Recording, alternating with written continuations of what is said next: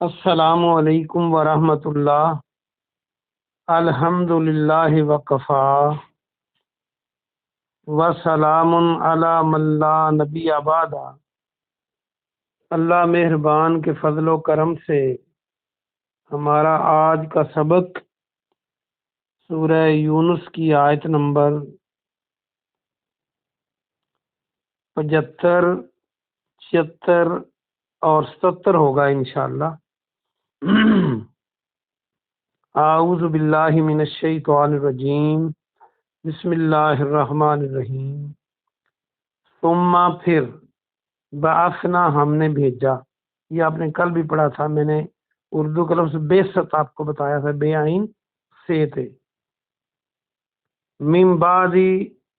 من بعدہم موسیٰ و ہارون، ان کے بعد موسیٰ اور ہارون علیہ السلام کو، الی فرعون فرعون کی طرف، و ملائہ اور ان کے سرداروں کی طرف، و ملائہ یہ جو اس کا روٹ ورڈ ہے میم لام حمزہ، اس کا معنی سردار، اس کا معنی ہوتا ہے وہ مقدار جو کسی برتن کو بھر دے۔ تو اس کا معنی سردار اس طرح ہے کہ جو سردار اور طاقتور لوگ ہوتے ہیں ان کا رعب اور دبدبہ عوام الناس کی نظروں کو بھر دیتا ہے۔ بِآیاتنا ہماری آیتوں کے ساتھ، فاستکبروا تو انہوں نے تکبر کیا۔ کاف بارہ اس میں موجود ہے، بلکہ کاف بارہ اس میں موجود ہے، کبر اور تکبر اور اکبر یہ لفظ بن سکتے ہیں۔ اس کا معنی تو چاہنا ہوگا نا، فا کے معنی پس اور آخر میں واو جمع کی لام۔ وکانو اور تھے، قومم مجرمین مجرم لوگ، مجرم قوم۔ با محاورہ ترجمہ دیکھیے۔ پھر ہم نے ان کے بعد موسیٰ اور ہارون علیہ السلام کو فرعون اور اس کے سرداروں کی طرف بھیجا۔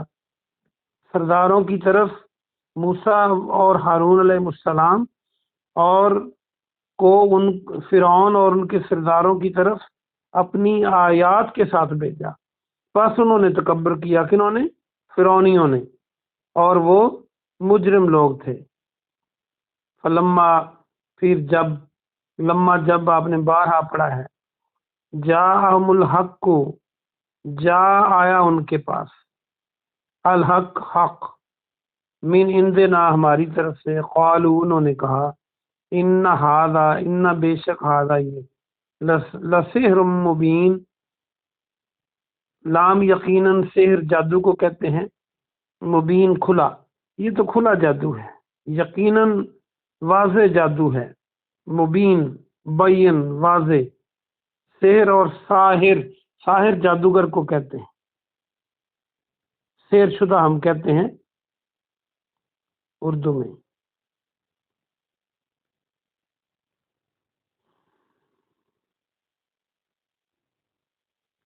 پھر جب ان کے پاس ہماری طرف سے حق آیا تو ان سب نے کہا بے شک یہ واضح جادو ہے، یہ کھلا جادو ہے۔ قال موسیٰ علیہ السلام نے کہا، اتقولون للحق، کیا تم قولو تم کہتے ہو، واو نون جمع کی علامت، کیا تم سب کہتے ہو، للحق حق کو، لما حق کو، لما جب جاکم وہ آیا تمہارے پاس، اسحر کیا جادو ہے، ھذا یہ، ولا اور نہیں، یفلح فلاح پاتے، یفلح کو دیکھیں تو فا لام اور ہا موجود ہے، الف لگا دے لام کے بعد فلاح بن جائے گا، فلاح و بہبود اردو میں ہم ایسے استعمال کرتے ہیں۔ لا یفلح الساحرون، ساحر کی جمع ساحرون جادوگر، تو سب جادوگر تو فلاح نہیں پاتے۔ با محاورہ ترجمہ دیکھیے۔ موسیٰ علیہ السلام نے کہا، کیا تم سب حق کو کہتے ہو حق کے لیے کہتے ہو، مطلب حق کے لیے جادو کہتے ہو؟ جادو کو بریکٹ میں اگر پیچھے جادو کی بات ہو رہی ہے، یعنی کیا تم حق کو جادو کہتے ہو؟ جادو بریکٹ میں جب تمہارے پاس وہ آیا، کیا یہ جادو ہے؟ حالانکہ جادوگر تو فلاں نہیں پاتے۔ 3 آیتیں ہو گئیں، چوتھی بھی پڑھ لیجئے۔ قالو، اور سب نے کہا، کیا جیتنا، تو آیا ہے ہمارے پاس، جے نہ آنا، تاکہ من تو، لتلفتنا، لتلفتنا، تاکہ تو پھیر دے ہمیں، لام تاکہ آخر والا نہ ہمیں، اور لام کے بعد تا تو کا معنی تو، روٹ ورڈ بچا لام فاتا، اس کا معنی پھیرنا، تاکہ تو ہمیں پھیر دے۔ یہ لام تا فا کو دیکھیں غور سے، تو اس کو التفات اردو کا بنانا چاہیں، الف لام تے فے الف تے التفات، اردو میں ہم یہ لفظ استعمال کرتے ہیں، ذرا مشکل ہے، پھیرنا، خاص طور پہ کہتے ہیں التفات نظر، نظر کو پھیرنا، کہ التفات فرمائیں۔ اردو دان جو ہیں جب بات کر رہے ہوں بہت سلیقے سے کرنی ہو تو کہتے ہیں ذرا میری طرف التفات فرمائیں، میری طرف منہ پھیر کے دیکھیں۔ اما سے جو وجدنا، اور پایا ہم نے، علیہ اس پر، آباءنا ہم اپنے باپ دادا کو، ابا ابا، ابا و اجداد ہم یہ لفظ استعمال کرتے ہیں۔ وَتَكُونَ، اور ہو، لَكُمَا تم دونوں کے لیے، الکبریاء کبریائی، بڑائی، بڑا پن، کبر اور اکبر بھی آپ نے پڑھا، فی الارض زمین میں، وما نحن اور نہیں ہیں ہم، لکما تم دونوں پر، بمومنین ایمان لانے والے۔ ان سب نے کہا، کیا تو ہمارے پاس آیا ہے تاکہ ہمیں اس راہ سے پھیر دے، راہ کو بریکٹ میں کریں جہاں ہم نے اپنے باپ دادا کو پایا، اور تم دونوں کے لیے زمین میں بڑائی ہو، اور ہم تم دونوں پر ایمان لانے والے نہیں۔ 4 آیتیں ہو گئیں، تو آئیے ہم اس کی تفسیر دیکھتے ہیں۔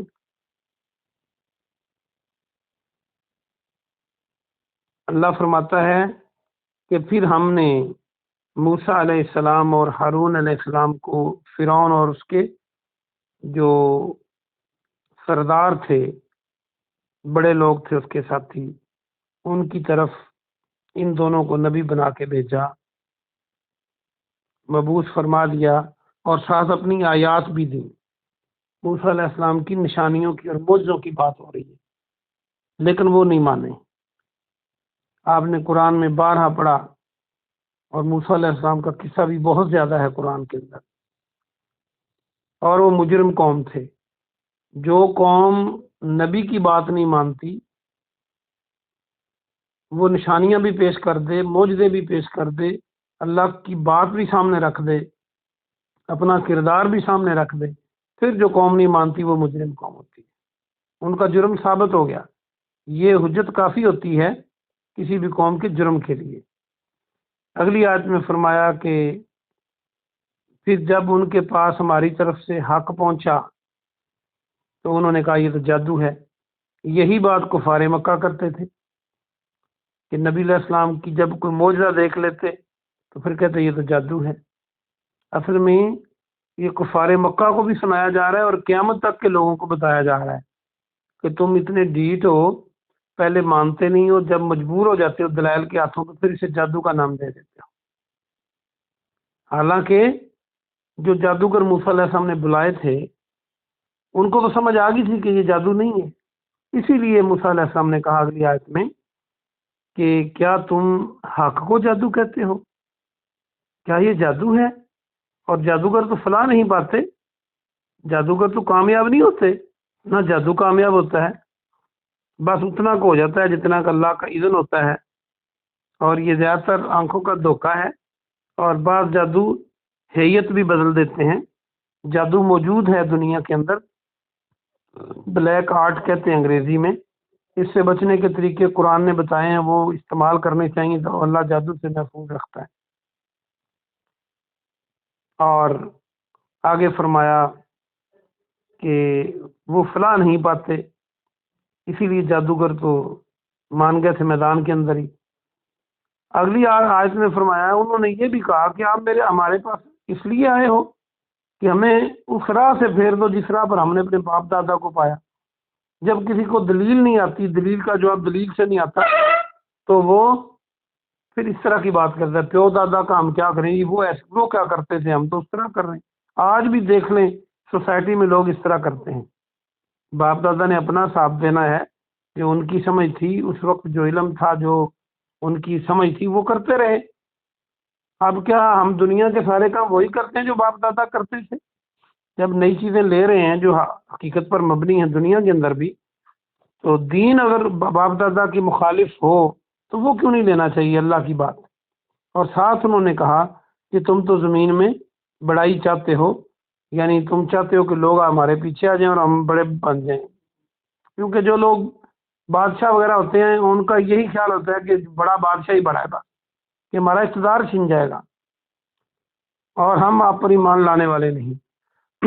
اس میں یہ بھی بات چھپی ہوئی ہے اس کے اندر کہ انہیں پتا تھا فرعون اور اس کے سرداروں کو کہ یہ ایسا ایک نظریہ ہے، لوگ اس کو مان لیں گے تو ان کی زندگی بدل جائے گی اور ہمارا سارا نظام درم برم ہو جائے گا۔ کفار مکہ بھی یہی کہتے تھے، ان کو کلمہ پڑھنا مشکل نہیں تھا کہ ان کو پڑھنا نہیں آتا تھا، ان کو پتا تھا کہ جب اس کا اقرار کر لیں گے تو پھر یہ موجودہ نظام کی بجائے اسلام کا نظام آ جائے گا۔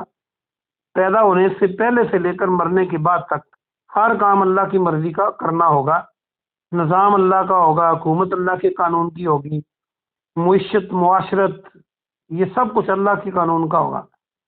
تو وہ اس لیے نہیں کہتے تھے۔ آج ہم کیسے لوگ ہیں، ہم وہ کلمہ بھی پڑھتے ہیں، 30 پارے بھی پڑھتے ہیں، حدیثیں بھی پڑھتے ہیں، لیکن اپنی زندگیوں میں ہم نے کتنا کہ اسلام کو نافذ کیا ہوا ہے، اس پہ غور کریں اور اللہ سے دعا کریں کہ اللہ ہمیں سمجھ عطا فرمائے۔